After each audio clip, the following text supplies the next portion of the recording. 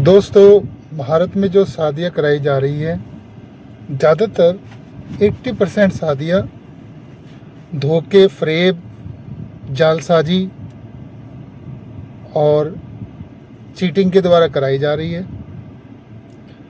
लड़की वाले कोशिश कर रहे हैं कि हमारी लड़की चाहे कितनी भी ख़राब हो, कितने उसके अंदर ऐब हो, कितनी वो बेवकूफ़ हो, नासमझ हो, लेकिन वो अपनी टेंशन को ख़त्म करने के लिए जालसाजी करके, धोखेबाजी करके, अपने रिश्तेदारों के द्वारा, किसी एजेंट के द्वारा लड़के को फंसवाकर बस शादी कर देते हैं, धोखेबाजी करते हैं। बहुत सारी ऐसी चीज़ें हैं जो लड़के वालों को पता ही नहीं होती और ना लड़के को पता होती है शादी से पहले, और वो विश्वास में फंस जाते हैं और फिर उनकी पूरी ज़िंदगी बर्बाद हो जाती है।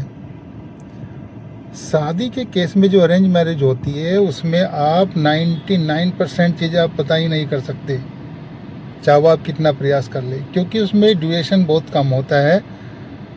अरेंज मैरिज में बातचीत इतनी होने नहीं देती, और जो जिनके यहाँ शादी होने वाली है, जिससे शादी होने वाली है, उनके घर परिवार के बारे में ज़्यादा जानकारी आप निकाल नहीं पाते, और मूर्खता और ज़्यादा जानकारी ना होने की वजह से, नॉलेज ज़्यादा ना होने की वजह से आप जानकारी निकालते भी नहीं है।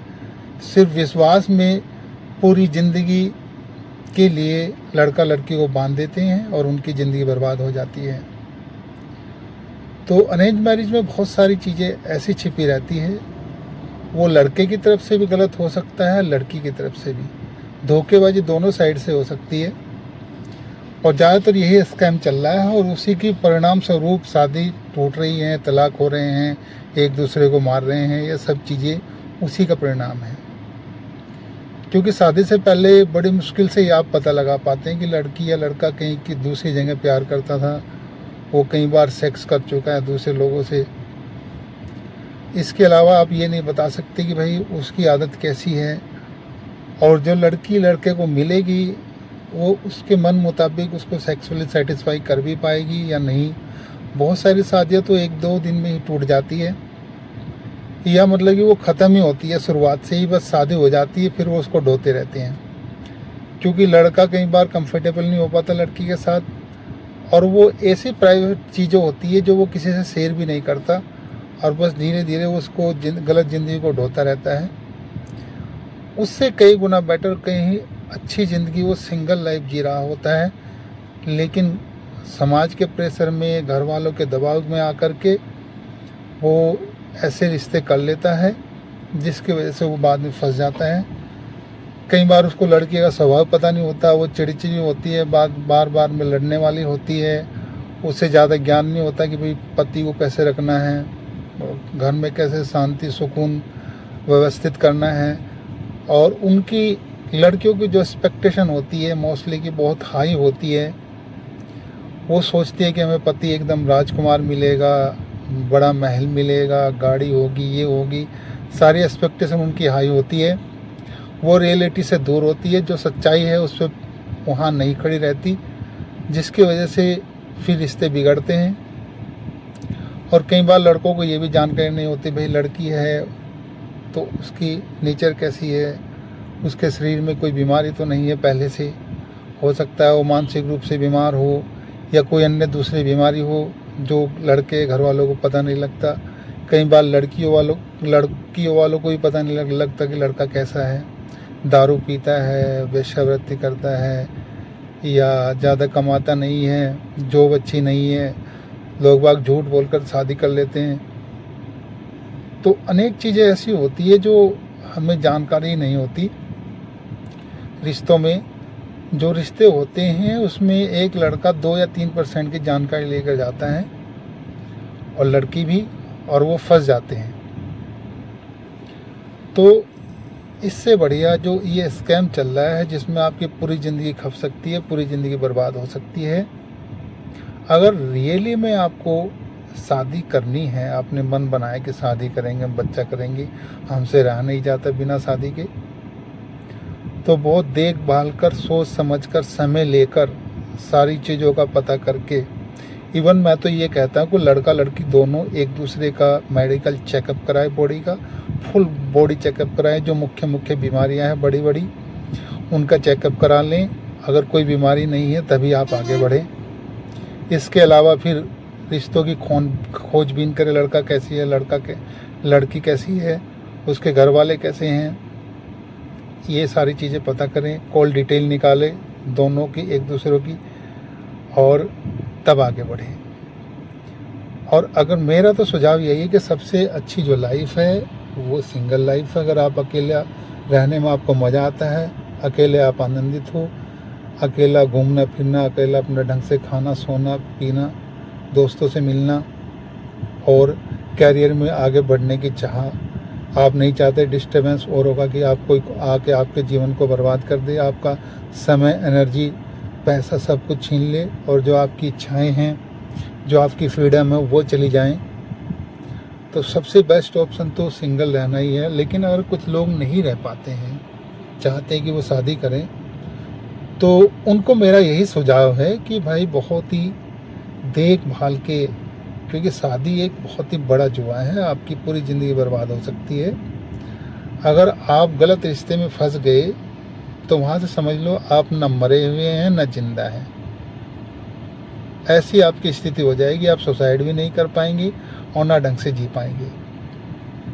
तो ऐसा जीवन जीने का कोई फ़ायदा भी नहीं है जिसमें आपकी फ्रीडम चल जाए, आप अपने मन मुताबिक खा पी ले, घूम ले, बैठ ले, हंस ले, कुछ चीज़ें देख ले। अगर आपके जीवन में ये नहीं है तो आपका जीवन बर्बाद है, चाहे आपके पास कितना ही पैसा हो।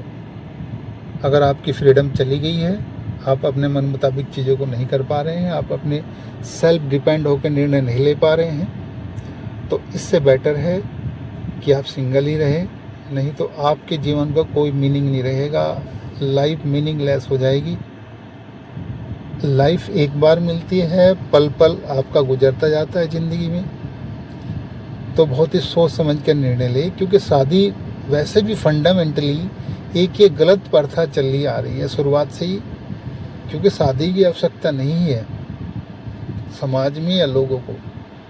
प्यार की आवश्यकता हो सकती है, सेक्स की आवश्यकता होती है, रिलेशनशिप की आवश्यकता हो सकती है, बच्चों की भी आवश्यकता हो सकती है। लेकिन ये चीज़ें ज़रूरी नहीं है कि आप जो है शादी के द्वारा फुलफिल करो।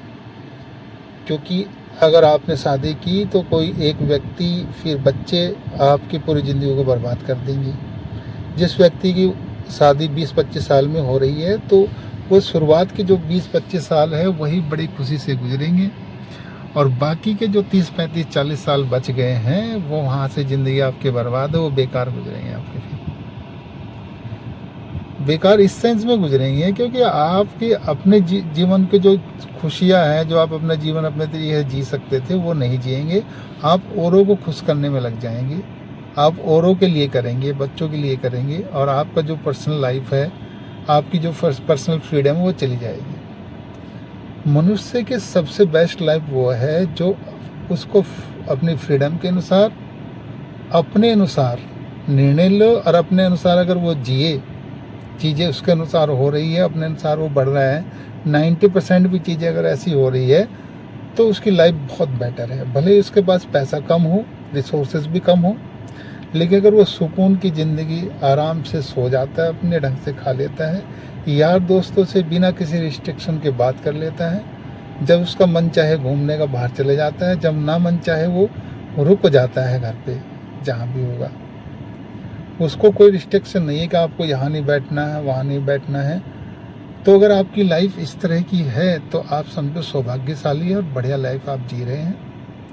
अगर आपकी लाइफ में बंधन है, हर बात में आपको रोक टोक मिलती है, हर चीज़ में, अगर आप सोते ही तो बगल में आपको कोई डिस्टर्ब कर देता, आके बच्चा बैठ जाए, कोई और आ जाए, आपकी खाट उठा लेगा, या बगल में तेज़ आवाज़ में गाने चला देगा, टीवी चला देगा, पत्नी आपके ऊपर चिल्लाएगी, जाओ ये काम करो, सो रहे हो। तो ऐसी अगर आपकी लाइफ गुजर रही है तो समझो आप नरक वाली ज़िंदगी जी रहे हैं। लाइफ ऐसी जियो, चाहे शादी के बाद हो और या शादी से पहले हो, कि आपको मज़ा आए ज़िंदगी जीने में, आनंद आए। तो मेरा कहने का मतलब है ये शादी एक गलत प्रथा चली है शुरुआत से, इसलिए लोग बाग इसको आउटडेटेड मान रहे हैं और इस तरह से समाज में नए तरह के रिलेशनशिप आ रही जिसमें ज़्यादा सुकून, सेपरेट होने का आसानी से तरीका और सुकून भरी ज़िंदगी जीने के जो तरीके हैं जिन रिलेशनशिप में, लोग उनको ढूंढ रहे हैं। इसलिए बहुत सोच समझ कर निर्णय ले, नहीं तो आपकी पूरी लाइफ जो है ख़राब होने वाली है।